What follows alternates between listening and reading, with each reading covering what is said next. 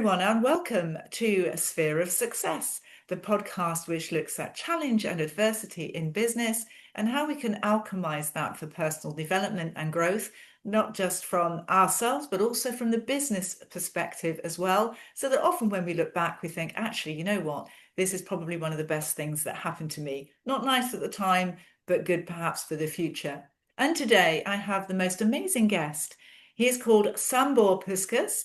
And he is, and I'm going to read this now, a freelance speaker and student with a passion for making complex ideals feel clear, relevant, and alive.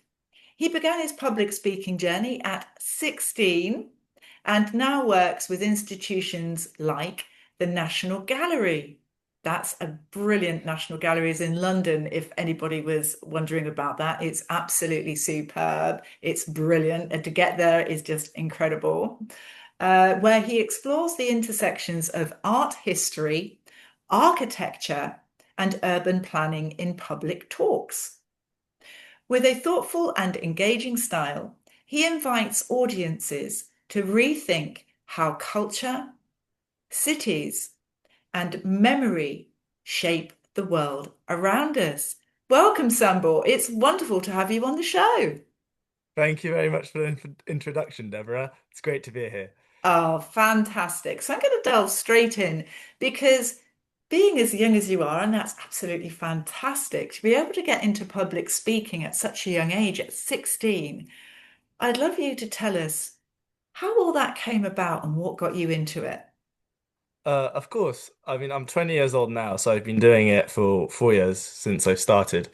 Um, and basically, when I was 16 at school, at sixth form, so when you're just about finishing your education, um, I got an opportunity really to participate in a competition called Articulation, that is adopted by the National Gallery, and it tries to champion public speaking in young people to develop that skill. And I've managed to get through several rounds and end up at the final in the National Gallery itself, and I've managed to come second place of a talk. Um, so that's how I got into it, really, just by taking an opportunity that was given to me. And then it all went on from there, really. Well, that's amazing. And the fact is, I'm always astounded by people who are young, who feel that despite the fear, despite the nerves, they'll do things and get going on something which could create who knows what in the future. What is it that made you think at 16, actually, I'd like to take part in this? Because it's not something that a lot of young people at that age would have even thought about. There's definitely an element of my teachers, telling me, you can do it, you'll be good at it. And I think especially when you're young and at 16, you're a teenager, you're never confident in yourself. You think there's going to be someone that can do it a lot better than me in my class, and especially on like a bigger national level. Um, so it was really just, I guess, jumping into the deep end, so to say, because I didn't do any public speaking before other than, just the ones you maybe do in the classroom. And that was stressful enough. So going from the classroom into, an actual lecture theatre is a big jump. But I guess my mentality was just, what's the worst that can happen? I might as well try. Oh, I absolutely love that. What's the worst can happen? I might as well try. And I think that's a message for everybody, no matter how old we are, that sometimes if we jump into something and we think, what's the worst that can happen? Well, actually, you know what? Something miraculous, something amazing can come out of it. And sometimes not the thing perhaps that we perceive may happen. So on the journey, do describe a little bit about what it was like for us to actually participate in this competition. What did that look like, and what were you feeling at the time? So, I mean, firstly, I started off in my classroom doing the talk I did with my teacher, and he gave me pointers and such. And then because it's quite a big competition, about 6,000 people take place in it all over the country. So I then went on to a regional, like, semi-final, I guess. Where there was, I think, about five other competitors, also discussing their own ideas and presentations. And at that point I was quite stressed, and honestly I had like no belief in me. I thought, it's fun I got here, but this is where it's gonna end, and I'm not gonna go anywhere. So when the judge read out my name, that I'm the one going to London to National Gallery to the big final, I was very surprised. Um, but then I had a month to go over my presentation, workshop it a bit, make it perfect, and then on that fateful day, I went over to the National Gallery, and I want to say there were 10 or 12 people in total. And one after the other, we gave our speeches. We had to answer a question asked by the director of the National Gallery himself. So, and I was the last one to go as well. So I saw everyone else with the most amazing presentations. I think, well, not my one is nothing like this. Well, at least it's gonna, I'm gonna be the one to finish. Maybe I'll be memorable. Um, And then when they were reading out, who came third and second, I came second. I was so taken aback because my style of presenting, I try to use a bit of humor and make it a bit more visual and more engaging. Because, when people are sitting through effectively hours of people speaking about things, then I thought it'd be, and it's good it worked out. I was last because it was a nice, I guess, cherry on top of the cake to have a bit of humor and a bit more engagement in the talk. And that's really interesting, bringing in humor and engagement and the visual element of it. And I'd like you to go through a little bit about what made your speech so memorable to be able to win you the second prize. So I guess I should mention what the competition was about. Articulation is about art. It's articulating artworks. Um, and I did an A level in art history, which is why my teacher thought I should go on with it. And one of the things you could pick to talk about was architecture, which is, as said in my bio, I'm quite interested in. So I picked a building with a very interesting past. It's called the Palace of Culture and Science in Warsaw in Poland. Um, and it was built during the 50s during communism, and since then has really gone through a lot of I guess sociological changes within people's brains, how it's interpreted, how we see it, while not actually changing visually. So it was a what I considered really interesting building to talk about. And I guess it did make an engaging presentation, but I made sure to include a lot of pictures. Um, Maybe when I said something, I wanted to make sure the picture directly related to what I was saying as a visual comparison. Um, and it's I think most things have something where there's an element of humor in it. That like as humans, our stories tend to have funny elements in them. So I tried to lean into the when the building, for example, is compared to a wedding cake due to its design. Those little quips that make it a bit more interesting and make you think beyond what you're actually being shown. So you're talking about your story, you're talking about the different elements, you're bringing in your humor, you're talking about the little things about the wedding cake, etc. And you've taken some time to practice this speech. How long was the speech in total? It had to be 10 minutes, so I just came in just about in 10 minutes, used up all of my time. But I had flashcards the day before. I was running through it non-stop, just making sure I had the numbers in the correct order so I wouldn't get it mixed up. I was definitely anxious because it's a big venue. It's the first time I'm doing it, and if I do really well, then I do really well, and that could open so many doors for me. So I was very stressed and very trying to practice, but I didn't let it get the best of me. I managed to remain calm and cool-headed and just about made it through. And so you're talking about preparation here. There's a couple of things actually, doors opening for you, and the preparation really strikes me as being something that you put the effort in. If anybody is considering at whatever age to be able to put their voice and their message on a stage to numbers of people, how important would you say that preparation is before you actually go on and say your piece? I think a lot about public speaking is confidence. And if you know what you're talking about, then you're going to be much more confident. So if that's, like in my case, doing something you're really passionate about, and so you could talk to someone on the street for half an hour about it, just for no reason, then that's going to help you a lot. But even if you have no idea what you're going to talk about, you've just been given an opportunity or been asked to do it, as long as you prepare and you know what you're talking about. So if you asked a question, you have to imagine that if you asked a question, would you be able to answer it? Then I think you do really well just because you're speaking from the heart or speaking from the brain rather than reciting off a page, if that makes sense. Well, that's really interesting that you've mentioned speaking from the heart, because that's what I teach when I'm actually helping people to do podcasts. Is that, and again, you've mentioned speaking about something that you're very familiar with. It might not have been a subject that you were previously Hmm. familiar with, but it was one that perhaps you studied because of what you've got to do.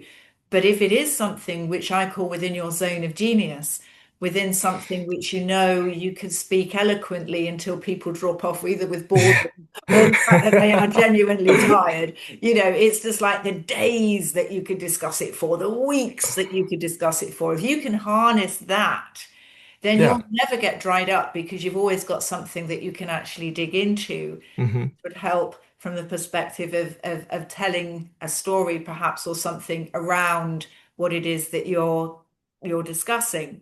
So moving into that particular framework is how you delved into this zone of genius, this passion, as you mentioned. What was it about the, you mentioned it was to do with art, and it could Yes. actually then go into architecture, which a lot Hmm. of people necessarily wouldn't put the two Yeah. together. You're thinking of sculpting, painting, Hmm. etc., in those forms. But the element of architecture, what was it with that particular building? Because it does sound quite obscure, but now you've mentioned it, it's like, well, I must check it out. Was that something that you were familiar with before, or was this something that once you decided to go into this competition that you thought would be something that you'd want to research? Well, I myself am from Poland. That's why the name Sambor, not very common in the UK. But it's a building I've been familiar with since I was a child because it has an interesting history. It's seen as like a national symbol, but different people interpret it differently. Some have much, like younger people, my generation, have very positive connotations with that building because it's been there, for our whole lives, and we've never equated it to nothing than a symbol of Polish pride. But for my grandparents' generation, it's something to do with communism and something like a symbol of the past that people want to get rid of or hide or mask. Um, so I knew of it. Obviously, I've seen it before. It's a very big building. It's a skyscraper. You can put a picture up if you want to. So it's a hard thing to miss, but I never actually delved really deep into the history to learn why is it so complex nowadays and why does it look the way it does? Because as you said, art, we think painting, we think sculpture, but historically, a lot of architecture would have contained sculpture within it. Lots of, decorations atop roof lines, or even the interiors would have been very richly decorated with painting and interior design that would have, you know, been effectively art. So it all intertwines, and as you mentioned, it's not often thought of such, but I thought it's a really interesting building that does combine and sculpture and painting and interior design and architecture and even urban planning. It's a one-stop shop for all of the different types of art that interests me. And this is again something, and I'd say to anybody, which is thank you for explaining that so well, Sambor, is that you delved to something that had a superficial um, place in your heart, in the sense that superficial, you hadn't gone into the deep dive into Mm, that. And often with public speaking or speaking about something that you know that you want to do on an ongoing basis, it's having that interest in the first place to go deep into something, to bring that knowledge out, which then has this kind of like chain reaction, doesn't it? As yeah. to the power of that and how then you see things that perhaps you hadn't seen before.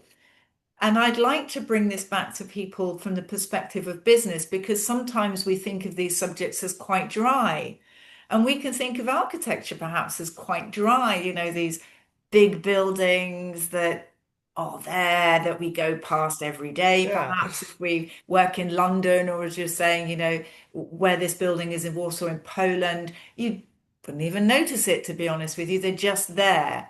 And so sometimes we can take what we perceive on a daily basis to be quite mundane, But when we then strip away the layers of that and we deep dive into it, often it can offer us a world of insight and of creativity and a level of understanding as to why something is there that we might not have perceived before.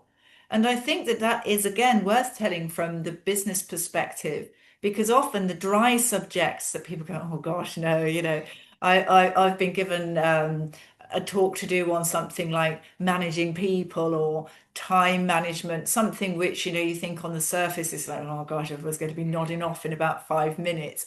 But if you go down into the detail, but that's something that interests you as a person, don't worry about anybody else. But if Yeah. you think that that's supremely interesting, it becomes kind of like infectious.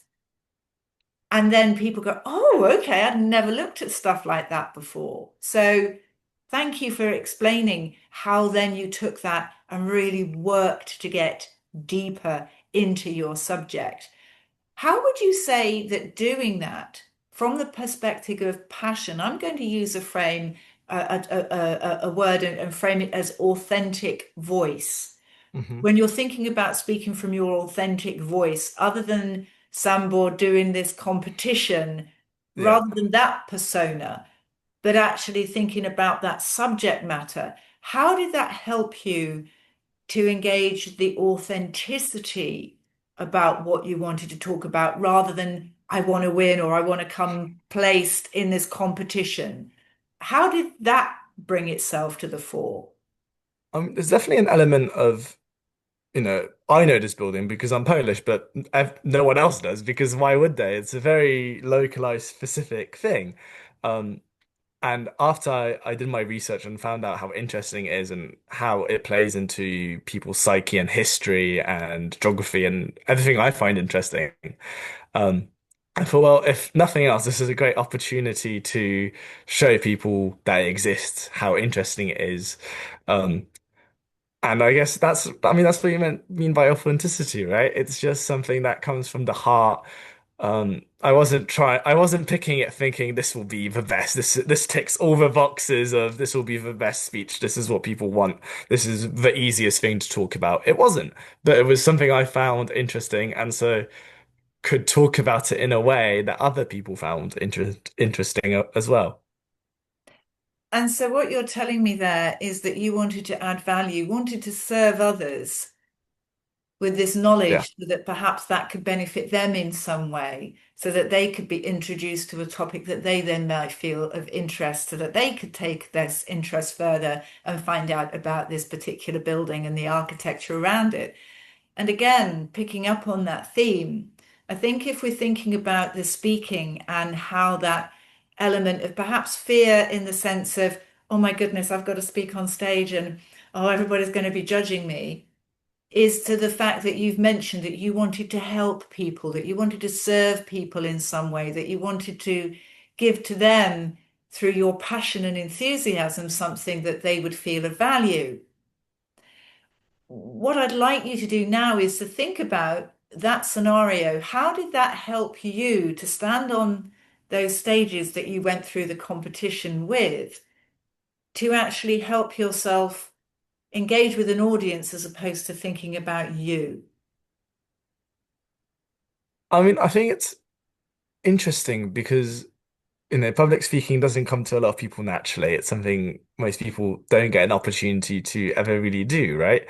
I've been very lucky to have that opportunity where from the very beginning, my hand was held. You should do this. If you do this, this will be better. Um, so I think that was very helpful to understand how to public speak. And it's a very useful skill, like since doing the talk, I've had other opportunities because I've met people, because I've learned that skill.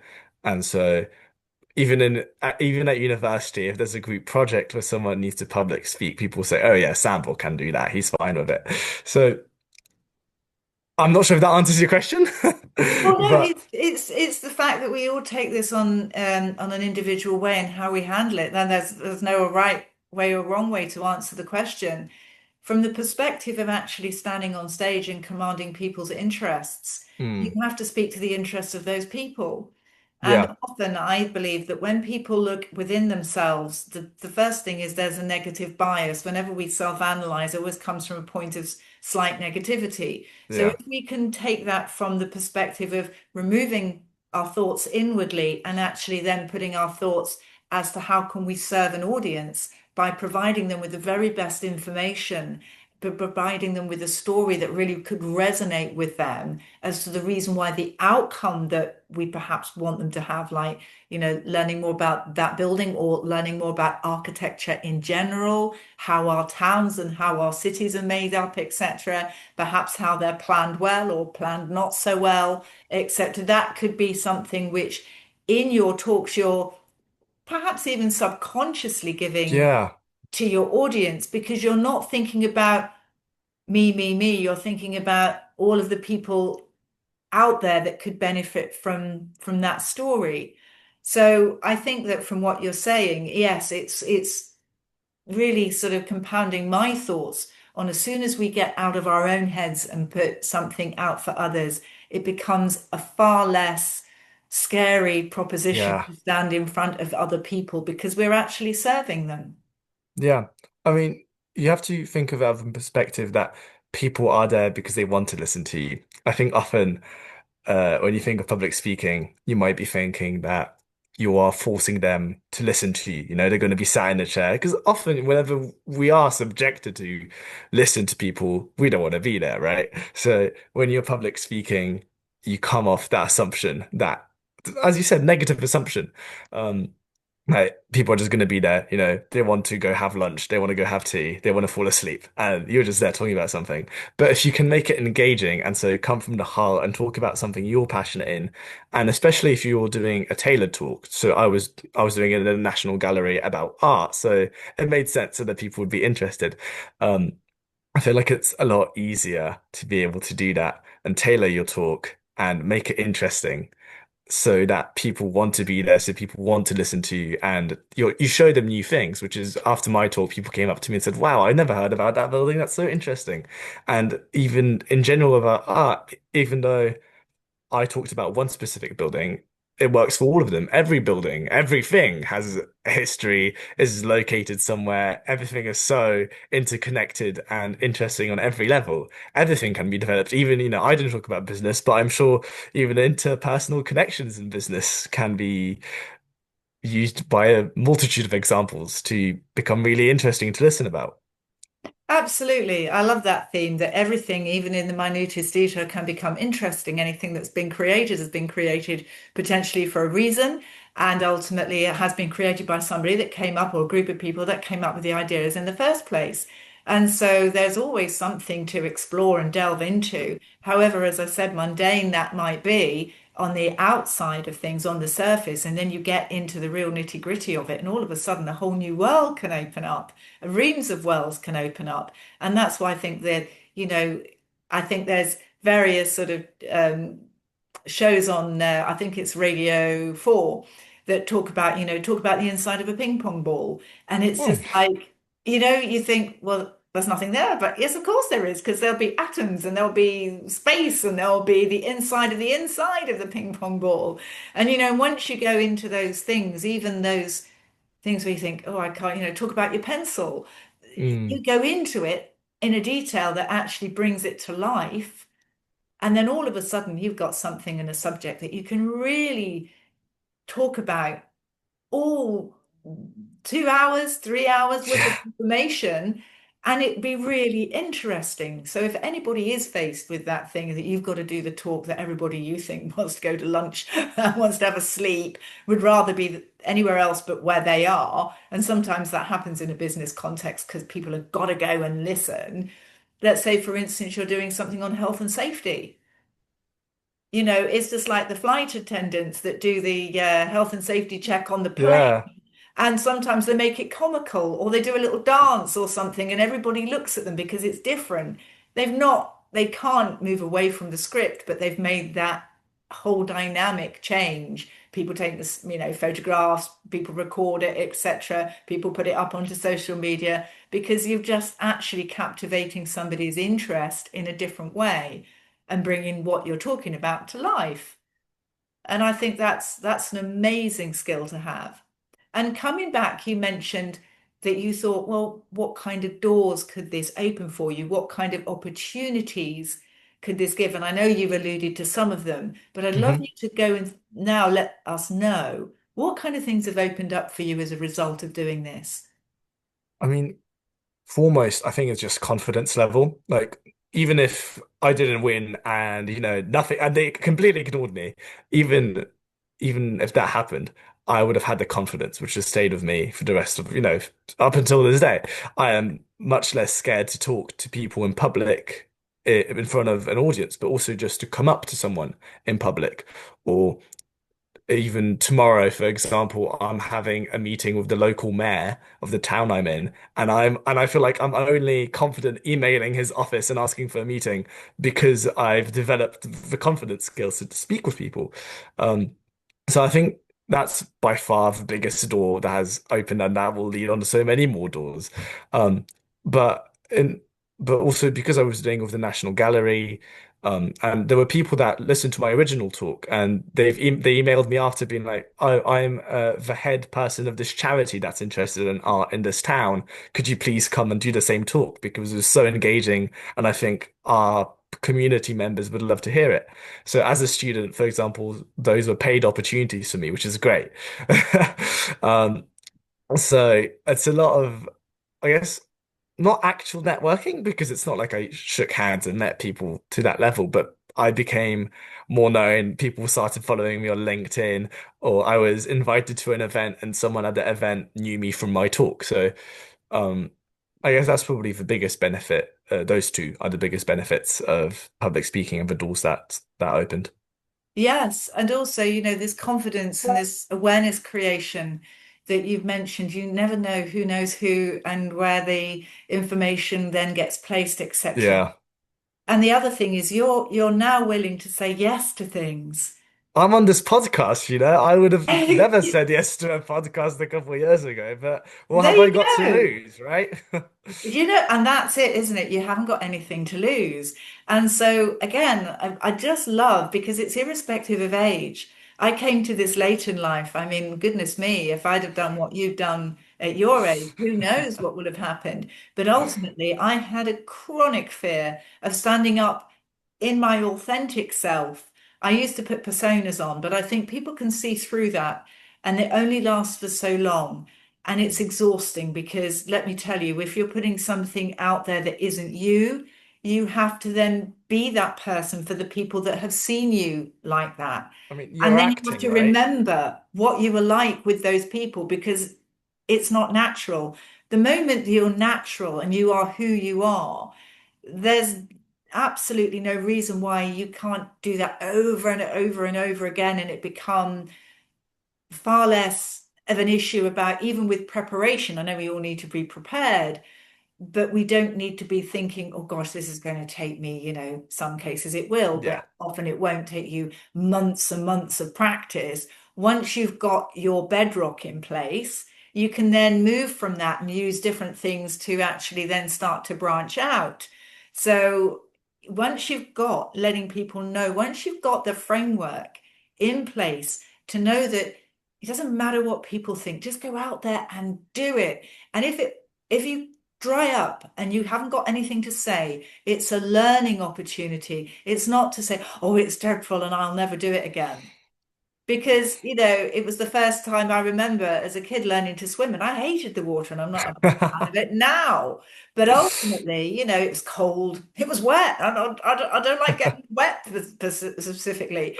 I get cold really quickly, and this was like double whammy. So, but after a while, I got used to it, and then I could play in the water with my friends, and then it wasn't such a difficult thing. And then everybody was having fun in the water, and okay, it wouldn't be my first choice, but I can do it. And it's Yeah. like anything, the more you do something, if you have a desire to serve people and want to progress, you will get better. I think that's the message, isn't it? Do something Yeah. and say, heck, what's the worst that could happen here? And dive in and go ahead and do Into the deep end, right? you know, because sometimes we can kid ourselves, oh, I'll do it next week. Oh, I'll do it in a couple of months' time. Oh, I'll do it next year. And that never happens. And there could have been somebody in the room where you were listening to somebody else. And if you'd have been that person on stage, they would have heard you. And then a whole series of events could have happened that you could have never have thought of. Yeah, I mean, me doing it is what has led, to this podcast and has led to me getting opportunities that are really useful, from a student perspective, as just experience, as money, as everything. So I remember, thinking right before I went on stage, like, why did I ever sign up for this? You're so stupid. Why?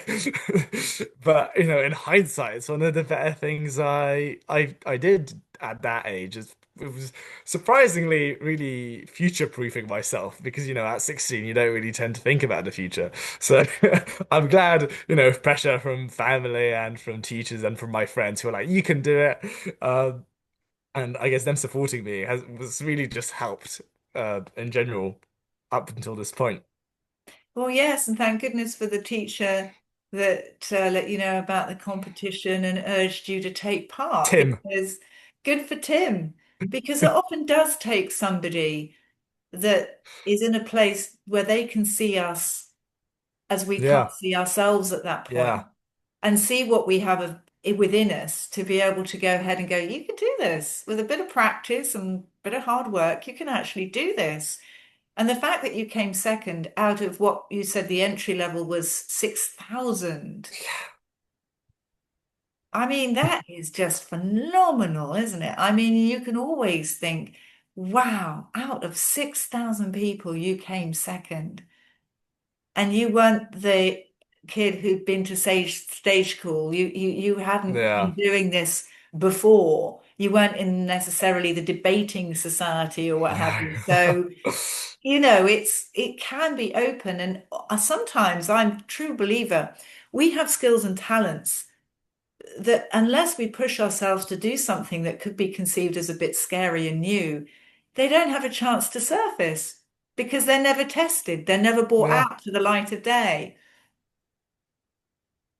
I'm sure there's, so many people that would be great at public speaking, but have just never gotten an opportunity to start small and grow as public speakers. I think that, and that's what I really value like the competition for, because it let you start on a very small scale, you and your teacher, you're in your classroom, and then advance up to bigger audiences, people that know how to do it properly that could teach you. So I think we really need more initiatives like that help young people develop, and not only just young people, because it could happen at any age. People have those skills that have never been developed because it wasn't developed when you were young, and then you thought, well, if I can't do it at 16, then I'll never be able to do it. And I don't think that's true. I think you could really bring out lots of skills, but especially public speaking at any age, because if you're talking from the heart, then as you grow, your heart grows. The things you're passionate about, the things you can talk about a lot grow. You just know more things. So really, the things you can speak about well also grow. Oh, I just love that. As you grow, your heart grows. Isn't that amazing? Thank you for saying that, Sambor, because that is absolutely true. The heart is a muscle. It's like any other muscle that we've got in our bodies. And the stronger it is, the more we can give, the more we can love, the more we can say, yeah, I'm going to take that on Yeah, because I've got the muscles to be able to do it. And as you say, you started small and you built up. So I would say to anybody, there's a phrase in the UK which is some people say you can't teach an old dog new tricks, but I think that's wrong. I think you can teach an old dog new tricks if the purpose is strong enough and the reason why you want to do these things is you've got so much experience that you can give when you get older. yeah. You're building up all of your experiences now, and you're building far more experiences than perhaps your contemporaries because you are doing more things with your life because you're saying yes to more things. Because as you said, your confidence has grown. And Yeah. some people wouldn't have had such a great experience. It might have felt uncomfortable. They might not have got past the first round, but at least they took part and They they tried. tried it. Yeah. Yeah. The worst that happened is that it went okay, and that's okay. Sometimes it only goes fine, but that's not a bad thing. You should be glad you tried it. You should be glad you had an opportunity and that you took it by the horns. That, it didn't work out the best, but next time it'll work out better. Do you know a few years could then go into place, and then all of a sudden you pick that knowledge Yeah. back up and that skill back up, and you've done something differently as a person, you've grown, and then all of a sudden, which has happened to me over and over and over again, is that you think, it wasn't my time to be good at that then, but actually now I'm really pleased with how I've done this. I'm really positive about it. And I think in any work situation, whether you're a manager, whether you're an employee and you want to, as a young person or an older person, and you think, no, I do want to progress up the ladder.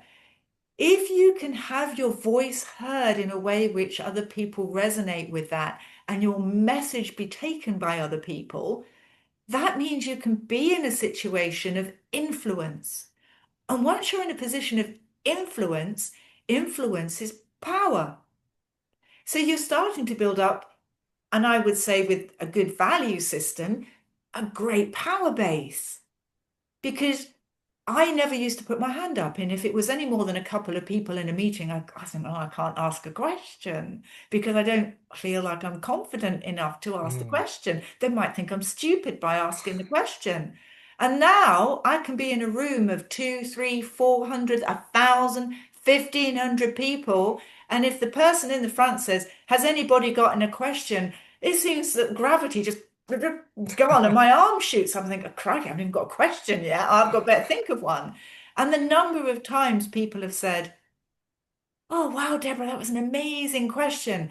And then they've talked to me and we've networked and then we've done business together. Yeah. It's because I didn't mind putting my hand up. I mean, you messaged me, right? That must feel really like a random thing to do. You just find someone on LinkedIn and say, "Hey, you're really like I really like what you do professionally. Would you ever like to network and be on my podcast?" Like, I'm not at that level yet, but I hope to, be able to just be able to, I guess, do the virtual version of tapping someone on the shoulder. Be like, "Hey." Well, do you know? And that's it. This is all about what you've alluded to and how this experience has helped you build your confidence. But the thing is, if you know that your message can help people, then you're not asking for, oh, make me big, make me powerful, make me this. No, no, you're inviting that person on to help other people. And therefore, by definition, I think we become more powerful by helping others. And I think Henry Ford, the one of the first big automotive manufacturers in the world, you know, he said that you help people. The more people you help, the more successful you'll be. I think it was him. If anybody else said it, I'm awfully sorry if I've misappropriated that quote. But I think it was him. If you help it, the more people you help, the more successful you'll be. And I truly believe that what you're doing there, Sambor, is you're putting yourselves probably in uncomfortable situations. It's like the mayor that you were talking about, to take that step to actually get in touch with his office, to then now the meeting transpire. But you can help more people by the fact that whatever you're going to talk to that person about is then likelihood to serve others. You're probably not just doing it for the good of your health, you're probably doing it to help along some kind of pathway for something. So I'd say good on you, because a lot of people would go, especially at your age, oh no, I couldn't do that because I mean they wouldn't take any notice of me. But the fact that you've come second in this competition, the fact that you're using this as a university and people are putting you in those positions within uni, you've got some back catalogue now to go Yeah, to these people and say, actually, I'm credible. I've got credibility. So the for more sure. credibility we can have, yeah. I think, and it all just started from something I thought, okay, I'll just do a talk in front of my teacher and that's it really. Oh well, just a couple hours of my life, I'll make a slideshow, be done with it. But it snowballed from there. It has really led to so many great things in my life. So I'm really happy. Like if anyone out there has an opportunity coming up and you're but like, what's the point? It probably won't end well. Take it. Worst case, you say, oh well, I did it. Best case, it could open so many doors for you. Brilliant. I love this. And so, how can people get hold of you, Sambor, for speaking gigs, for anything that they might need assistance with? Because I'm sure people are going, well, if Sambor can do it, I can do it. So, yeah, how can people get in touch with you? Well, I'm on LinkedIn. That's probably the best way to contact me. That's my professional side. That's where the public speaking is. Sambor Puskas on LinkedIn, or on email, also samborpuskas@gmail.com. Perfect. That's lovely. And this will be on the show notes as well for everybody listening and watching. And Samba, I have to say, you are an inspiration. I feel on cloud nine on this episode because I think everybody will see you are so genuine. You're so sincere and you're so passionate about how public can speak and can really transform people's lives, no matter what age, no matter where you feel your skills are at, no matter where you feel you are in the world. And I just think that's a wonderful gift to give to people. So thank you so much for coming on the show. Thank you very much. It was very kind of you to offer an invitation, and thank you so much. And thank you for listening, everyone. It's a pleasure. And yes, thank you for listening and watching, everybody. We really couldn't be here without your support. When this episode comes out onto YouTube, please do like and comment. We love your comments and do subscribe. And if you feel that you'd like to share, that would be absolutely fantastic as well. So until next time, everybody, and to Samba, thank you so much. And we'll see you all again very soon. Bye bye now.